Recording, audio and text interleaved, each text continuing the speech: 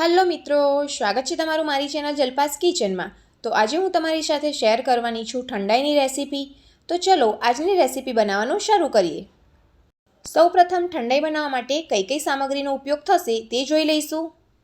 જો તમે મારી ચેનલ પર નવા છો તો મારી ચેનલને જલ્દીથી સબસ્ક્રાઇબ કરી લો, જેથી આવનારા વિડીયોની નોટિફિકેશન તમને મળતી રહે। 100 ગ્રામ જેટલી સાકર લેવાની છે, 50 ગ્રામ મગજતરીના બીજ, 50 ગ્રામ કાજુ, 50 ગ્રામ પિસ્તા, 50 ગ્રામ બદામ, 2 થી 3 ચમચી જેટલી વરિયાળી લેવાની છે, થોડું કેસર, 20 થી 25 દાણા જેટલા મરી અને 4 થી 5 નંગ જેટલી ઇલાયચી લેવાની છે। ત્યારબાદ 500 ગ્રામ જેટલું દૂધ લેવાનું છે। દૂધને ગરમ કરી અને ફ્રીઝમાં ઠંડુ કરી લેવાનું। હવે પહેલાં તો આપણે બદામના ફોતરા કાઢવાના છે, તો તેના માટે આપણે બદામને ગરમ પાણીમાં 5 મિનિટ માટે પલાળી રાખીશું, જેથી તેના ફોતરા આસાનીથી નીકળી જાય। તો તેને ઢાંકી અને 5 મિનિટ માટે રહેવા દઈશું। હવે 5 મિનિટ થઈ ગઈ છે, તો બદામને આપણે પાણીમાંથી બહાર કાઢી અને તેના ફોતરા કાઢી લઈશું।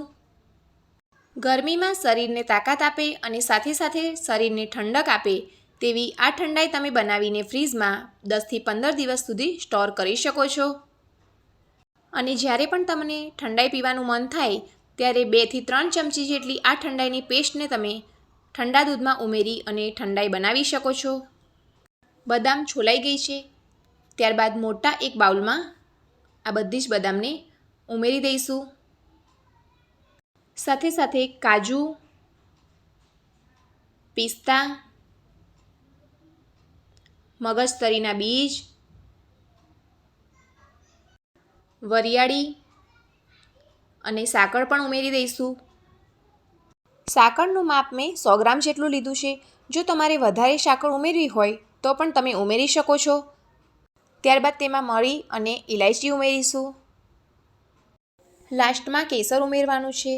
ત્યારબાદ બધું જ મિશ્રણ ડૂબે તેટલું ગરમ પાણી એડ કરીશું। ઠંડાઈમાં ડ્રાયફ્રૂટનું માપ મેં 50 ગ્રામ જેટલું લીધું છે, તો તેની સામે સાકરનું માપ 100 ગ્રામ જેટલું લીધું છે। જો તમારે વધારે પ્રમાણમાં ઠંડાઈ બનાવવાની હોય તો જેટલું તમે ડ્રાયફ્રૂટનું માપ લો તો તેનાથી ડબલ સાકરનું માપ લેવાનું। હવે આ બધી જ સામગ્રીમાં પાણી એડ કરી અને તેને ઢાંકી અને 15 થી 20 મિનિટ માટે રહેવા દઈશું। પાણીનું માપ બધી જ સામગ્રી ડૂબે તેટલું જ લઈશું। હવે તેને ઢાંકી અને 15 થી 20 મિનિટ માટે રહેવા દઈશું। તો 15 થી 20 મિનિટ બાદ તમે જોઈ શકો છો કે બધી જ સામગ્રી એકદમ સરસ રીતે સોફ્ટ થઈ ગઈ છે। તો હવે આ બધી જ સામગ્રીને પાણીની સાથે જ આપણે મિક્સર જારમાં ઉમેરી અને તેની એક પેસ્ટ બનાવી લેવાની છે। તો હવે બધી જ સામગ્રીને મિક્સર જારમાં ઉમેરી લઈશું। તો હવે તેને ક્રશ કરી લઈએ। તો તમે જોઈ શકો છો કે બધી જ સામગ્રી એકદમ સરસ રીતે ક્રશ થઈ ગઈ છે અને તેની એક સ્મૂથ પેસ્ટ બનીને તૈયાર થઈ ગઈ છે। ઠંડાઈ બનાવવાની પેસ્ટ આપણી તૈયાર થઈ ગઈ છે। તો ચલો આ પેસ્ટમાંથી આપણે ઠંડાઈ બનાવી લઈએ। તો ઠંડાઈ બનાવવા માટે એક બાઉલમાં કે પછી આવી રીતે એક જગમાં આપણે બરફના ટુકડા ઉમેરી દઈશું।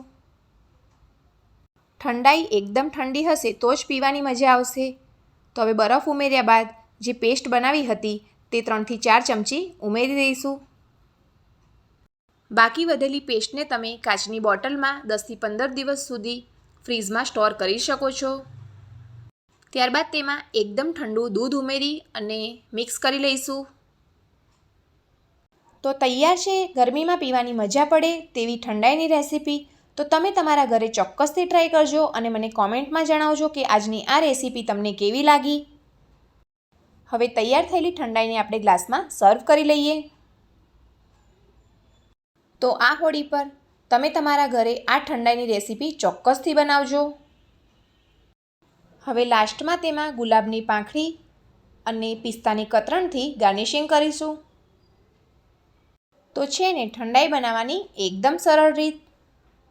તો જો તમને મારા આજનો આ વિડીયોની રેસીપી પસંદ આવી હોય તો મારા વિડીયોને લાઈક કરો, ચેનલને સબસ્ક્રાઈબ કરો અને વિડીયોને બને તેટલું ફેમિલી અને ફ્રેન્ડ્સના ગ્રુપમાં શેર કરો।